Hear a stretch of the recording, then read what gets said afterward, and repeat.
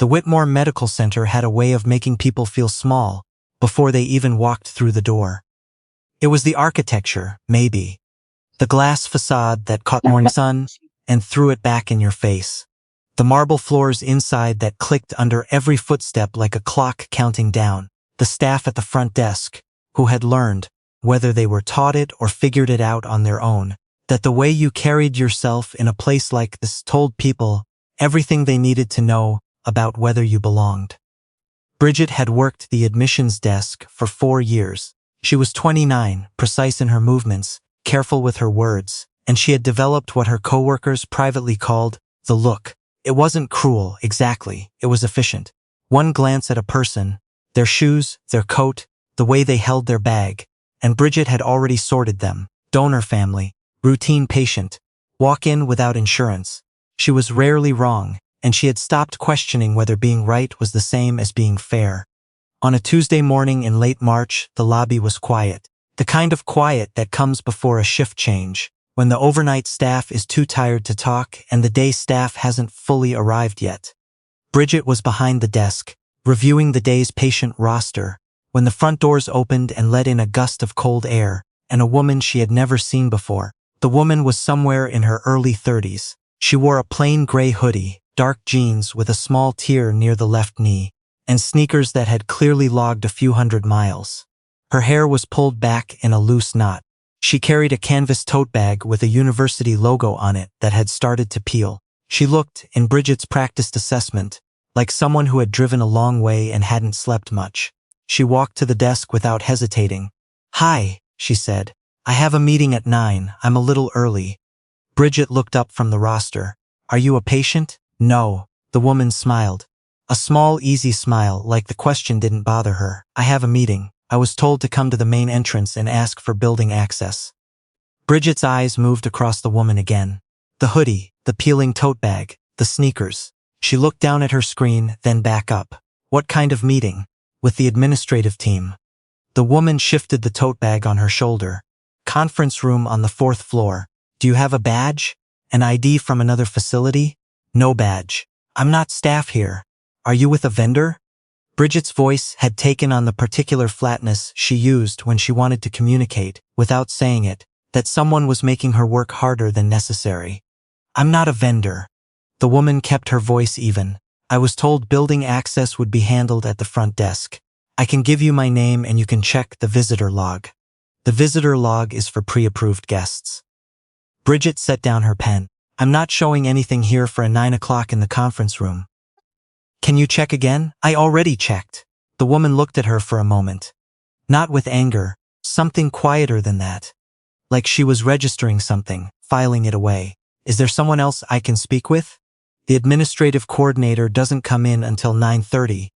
My meeting is at 9. I understand that." Bridget folded her hands on the desk.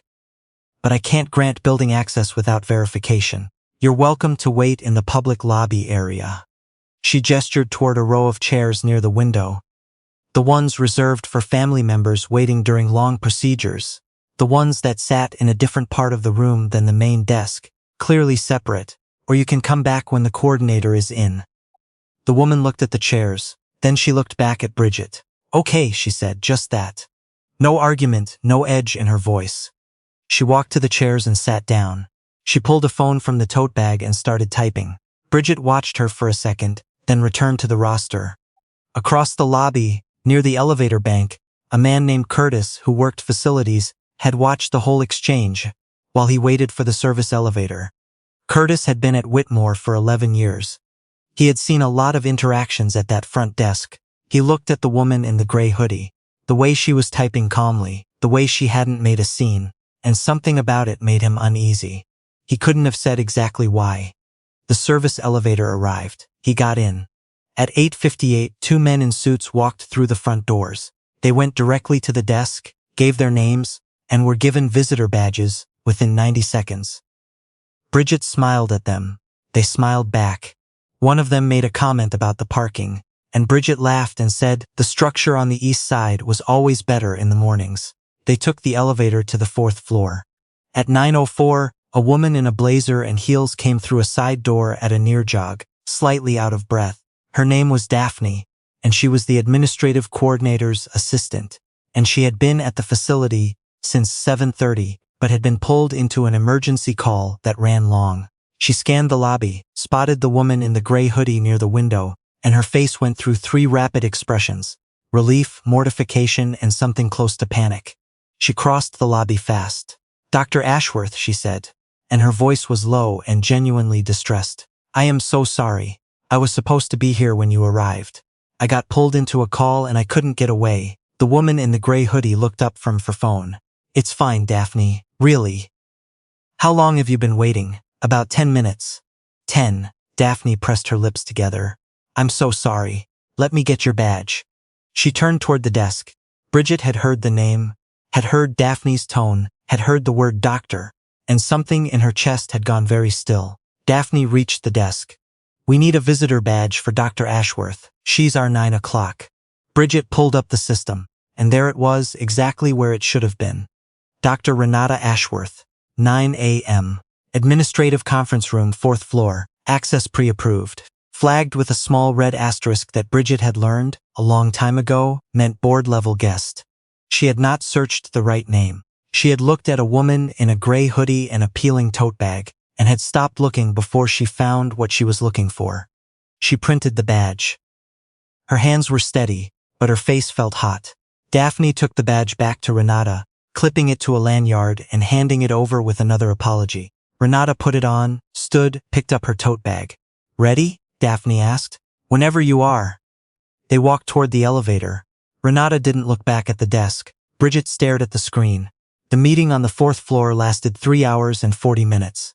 It was, by most accounts among those who attended, unlike any administrative meeting Whitmore had held in recent memory. The 2 men in suits were from the Regional Hospital Network's Operations Division. Daphne's supervisor, the administrative coordinator himself, was there. 3 department heads, the CFO via video call, and Renata Ashworth, who sat at the head of the table in her gray hoodie and her worn sneakers, and spoke for the first 20 minutes without notes, from memory, with the kind of precision that made the room go quiet in a particular way. The way rooms go quiet when everyone in them realizes they are not the smartest person present. Renata was a healthcare systems consultant. She had spent the past 8 years evaluating mid to large hospital networks across the country, their efficiency, their patient outcomes, their administrative structures, their culture. She had written 2 papers that had been cited in federal health policy guidelines. She had a medical degree she rarely led with because she had found, early in her career, that people made certain assumptions when they heard it, and she preferred to be underestimated for as long as possible. The network had brought her in because Whitmore was underperforming, not catastrophically. The numbers weren't alarming, not yet, but there were patterns. Patient satisfaction scores that had been drifting downward for 6 consecutive quarters. Staff turnover in nursing that was running above the regional average. A complaint log that showed a disproportionate number of incidents concentrated in 2 areas: the admissions desk and the emergency department intake. Renata had asked to visit unannounced, or as close to it as a formal engagement allowed. She had asked to arrive without fanfare, without anyone meeting her at the door. She had worn what she wore on a Tuesday morning when she was going to spend most of her day reading documents and taking notes. She had not expected the interaction at the front desk, but she had not been surprised by it either. She had seen it before: different lobbies, different uniforms, different names on the badges. The same fundamental thing: a person deciding, in under 10 seconds, who was worth helping. She wrote 2 words in her notebook while she waited in the chair by the window. She did not show anyone what she wrote. The meeting covered a lot of ground: staffing ratios, billing cycle inefficiencies, a proposed renovation on the 3rd floor that Renata had questions about. She asked about the complaint log directly, and the CFO, visibly uncomfortable, said that most of the complaints were from patients who had experienced longer than expected wait times at intake. Renata asked what the intake staff's training protocol looked like. There was a pause that lasted just a beat too long. She made a note. She asked what the procedure was when a visitor arrived for a pre-approved meeting, and the system showed their name, but the staff member didn't locate it. Another pause. There's a secondary verification process. said the administrative coordinator, a man named Harold who had been at Whitmore for 17 years and had the particular confidence of someone who had never been seriously questioned. Staff are trained to use it. Walk me through it, Renata said. Harold walked her through it. It was a reasonable protocol, well designed on paper. Renata nodded. She did not say, I was here this morning. I had a pre-approved badge in the system. The staff member did not use the secondary verification process. She did not say any of it. She wrote it down instead. After the meeting, she spent 2 hours walking the facility. Not a formal tour, she had declined the offer of one. She walked the hallways the way a patient would, following signs, getting turned around once near radiology, sitting for a few minutes in the second-floor waiting area, and watching how staff interacted with the people around them. Some of what she saw was good. A nurse in the pediatric wing, who crouched down to talk to a child at eye level. An orderly who noticed an elderly man struggling with a door and held it without being asked. A custodian who stopped what she was doing to give a family directions, and then walked them partway, making sure they found the right corridor, and some of what she saw was not. She wrote all of it down. At 4 o'clock, she came back through the main lobby on her way out. The desk shift had changed. A different person was seated there now, a young man with an easy manner who nodded at her as she passed and said, "Have a good afternoon," without looking at her visitor badge, without making any calculation at all. She paused. "You too," she said. She meant it. Outside in the parking lot, she sat in her car for a few minutes before starting it. She looked at her notebook, at the 2 words she'd written while she sat in the chair by the window. Cultural problem. Not a training problem, not a protocol problem, though those needed addressing too. A culture problem was harder. It was slower. It required people at every level to look at the way they treated the person standing in front of them and ask whether that was who they wanted to be. It could be fixed. She had seen it fixed before, but not without honesty and not without some discomfort. She closed the notebook and started the car. Her report was due in 3 weeks. It would be thorough. It would be specific. It would name the things that needed naming, and it would offer a path forward for each of them. That was her job, and she was good at her job. She did not call anyone. She did not send a dramatic message. She did not engineer a moment of confrontation or revelation. That had never been her style. What she did that evening was sit at the kitchen table in the rental she was staying in while in the city, with a bowl of soup and her notebook and her laptop, and she began to write. 3 weeks later, the report landed. It was 47 pages. The network's regional director read it in one sitting, which was unusual for him. He was not the kind of man who read 47-page documents in one sitting. The report covered staffing models, billing structures, patient flow bottlenecks, renovation priorities, and nursing retention strategies. It included benchmarks from comparable facilities. It made 11 specific recommendations, each with an estimated timeline and a cost-benefit analysis. And it included a section, 6 pages, near the middle, on admissions and intake culture. It described, in precise and unsparing language, the pattern Renata had observed, the way certain patients were triaged not by clinical need but by appearance, the way the complaint log reflected this pattern, the way the front desk interaction she had personally experienced on the morning of her visit illustrated, in miniature, the same dynamic playing out at scale across the facility. She had not named Bridget by name. She had described the incident. She had included the timestamp. She had noted that it reflected not an individual failure but a systemic one, a facility that had allowed, over time, a culture of silent judgment to become the norm, and had never asked its staff to examine it. The regional director sent the report to the Whitmore administration with a cover note that said, simply, "This is what we hired her for. Take it seriously." Harold, the administrative coordinator, read the section twice. He recognized the incident immediately. He had not been in the lobby that morning, but he knew who had been at the desk. He had a conversation with Bridget that afternoon, a longer one than she expected, and a harder one. Bridget sat through it quietly. She did not make excuses, because she had learned, somewhere along the way, that excuses were a way of not actually looking at something. She looked at it instead. It wasn't comfortable. It wasn't quick.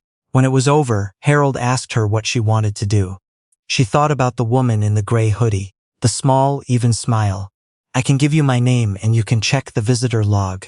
The way she had walked to the chairs by the window without a scene, without anger, without anything that would have made Bridget's morning harder. "I want to be better at this job," Bridget said. "Actually better, not just better at not getting caught." Harold looked at her for a moment. "That's the right answer," he said. The changes at Whitmore came slowly, and then all at once, the way real changes usually do. New intake training, a revised complaint review process that included frontline staff, not just administrators, monthly reviews of patient satisfaction data, broken down by department, shared with the whole department, not just management. A peer observation program that Renata had recommended, and that 2 nurses had apparently been trying to get implemented for 3 years, without success. The nursing turnover rate the following year came down. The patient satisfaction scores the year after that began to move. Not because of a single conversation, or a single report, or a single Tuesday morning in March, when a woman in a gray hoodie sat in a chair by the window and wrote 2 words in a notebook. Because of all of it accumulating. Because someone had looked clearly at what was there and said, "This is what it is, and this is what it could be." Renata came back to Whitmore 18 months later for a follow-up evaluation. It was a different kind of visit, scheduled, announced, with a proper welcome from the administrative team. But she still wore jeans. She walked through the lobby on her way in, and the young man at the desk, the same one who had been working the afternoon she left, the one with the easy manner, nodded at her and said, "Welcome back, Dr. Ashworth." She paused. "You remember me?" He smiled. "We were briefed on the last visit. And honestly, you're kind of a legend in this building now." She laughed. A real one. The kind that surprised her. "Don't do that," she said, but she was still smiling when she walked to the elevator. Bridget was not at the desk that morning. She had moved to a different role, patient advocacy, which she had requested and which, by every account, she was genuinely good at. She worked with patients who couldn't navigate the system on their own, who got lost in the paperwork and the jargon and the long waiting rooms. She had a reputation for being patient and thorough, and for never making anyone feel like their question was too small to deserve a real answer. The last Renata heard, Bridget had recommended 3 process improvements in her first year in the role, 2 of which had been adopted facility-wide. Some people, when you show them what they're doing, can't look at it. They turn away, or they get defensive, or they quietly find a reason to believe the mirror is wrong. And some people look. That's the whole difference, really. Not where you start. Not what you've done, but whether, when the moment comes, you're willing to look. Renata knew this because it was true of everyone she'd observed, in every facility, in every city. It was true of institutions, and it was true of the people inside them. The ones that got better were the ones where someone, at some point, stopped and asked, "Is this who we are? Or is this just who we've let ourselves become?" The answer was almost never comfortable, but it was always worth asking.